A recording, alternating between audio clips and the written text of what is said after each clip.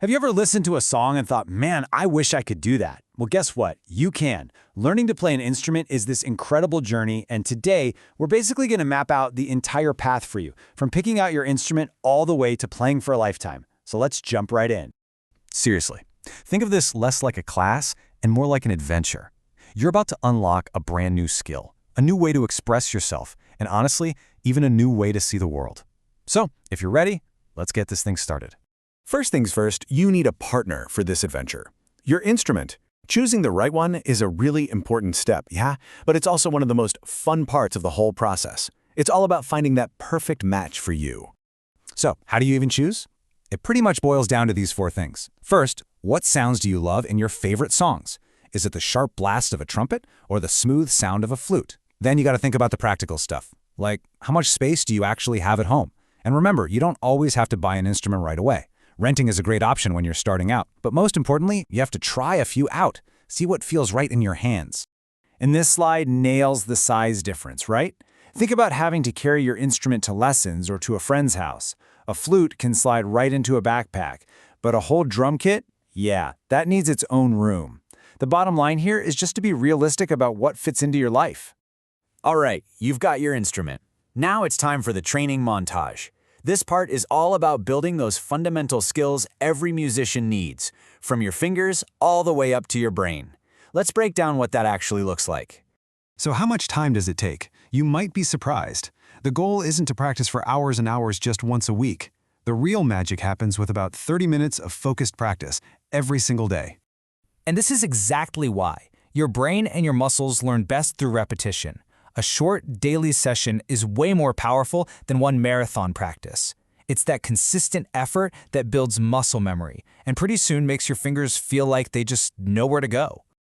Okay, now let's talk about the playbook for musicians, sheet music. At first, it might just look like a bunch of dots and lines, kind of like a secret code. But really, think of it as learning a new language. Once you crack that code, you can play music written by people from anywhere in the world.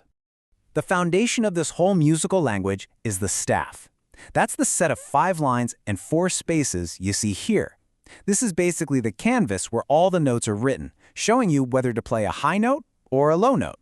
And the key to reading that canvas is the clef. This symbol, right at the very beginning, sets the entire pitch range. The one you probably see most often is the treble clef, which is for higher-pitched instruments like a flute or violin. Lower instruments, like a cello, use a bass clef. You can think of it as the code breaker for the staff.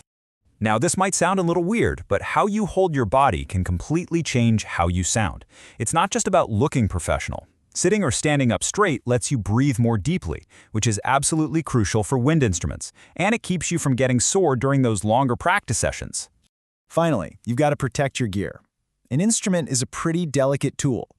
You should always wipe it down after playing, keep it safe in its case, and never, ever leave it in a hot or cold car where it could get seriously damaged. And if something breaks, don't try to fix it yourself. That's a job for a professional. Trust me. Okay, you've got the basics down. Now we get to refine your skills. This is where you move from just hitting the right notes to actually making music. It's all about precision, timing, and really listening. You know, you can play all the right notes, but without rhythm, it won't sound like a song. Rhythm is the pulse, it's the pattern, it's the thing that makes you want to tap your foot. It's what holds everything together and keeps all the musicians in a group playing totally in sync. So how do you master rhythm? Well, meet your new best friend, the metronome. This simple little device makes a steady, consistent click. Practicing with it trains your internal clock to keep a perfect tempo, so you don't accidentally speed up or slow down, especially when the music gets tricky.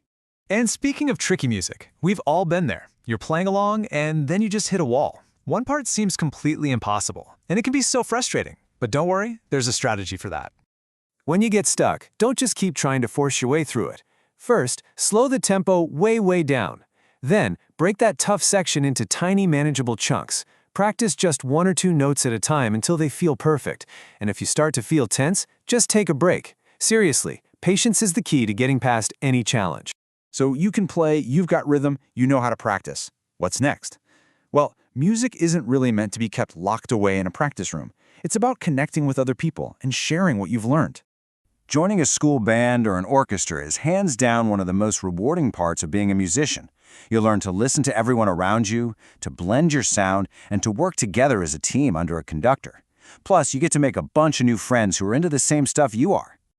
And then comes the performance. It can feel nerve-wracking for sure, but try to think of it as your chance to share all your hard work. You're not just playing notes anymore. You're telling a story. And hey, even if you make a tiny mistake, just keep going. The audience is there to support you. And get this, the benefits of music go way beyond the stage. Scientists have found that playing an instrument is like a full workout for your brain.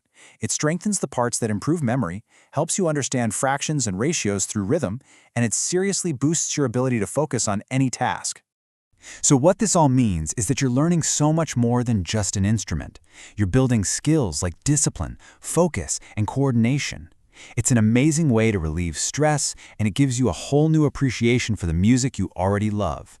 It's a hobby and a joy that can stay with you for your entire life. We've covered the map.